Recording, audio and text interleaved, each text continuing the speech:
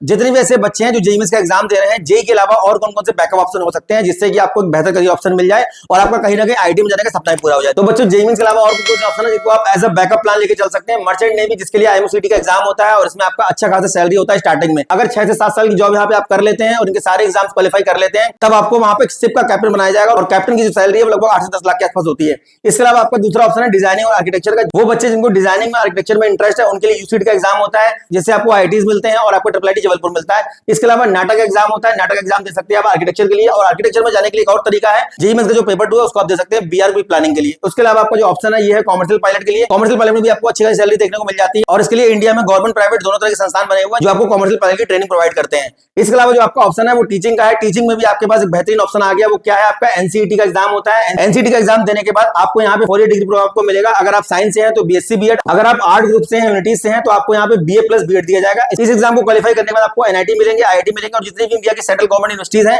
वहां पे ये कोर्स आपको करने को मिलेगा। इसके अलावा नेशनल डिफेंस एकेडमी यानी कि एनडीए भी आपका बैक ऑप्शन हो सकता है। 2 बार साल में एग्जाम कंडक्ट होता है। एग्जाम को क्वालिफाई करने के बाद आपका 4 साल का बीटेक करने को मिलेगा। इसके अलावा जो आपको पोस्ट मिलेगी वो मिलेगी लेफ्टिनेंट की और इंडियन नेवी में सब लेफ्टिनेंट। इसके अलावा आपका इंडियन एयरफोर्स के अंदर फ्लाइंग ऑफिसर की पोस्ट आपको मिल जाती है और वहां पे आप लगभग 40 से 50 लोगों की यूनिट के कमांडिंग ऑफिसर होंगे और एक बेहतरीन सैलरी आपके पास होगी। इसके अलावा जो आपका ऑप्शन है वो है रिसर्च। रिसर्च में आपका बीएसएमएस है। बीएसएमएस के लिए आपका आइजर का एग्जाम होता है, नाइजर के लिए नेक्स्ट होता है और आपका आईसीएस कोलकाता है। इसके अलावा जो बच्चे मैथमेटिक्स में इंटरेस्ट रखते हैं उनके लिए ISI Kolkata B stat B mathematics और bachelor of data science provide करता है।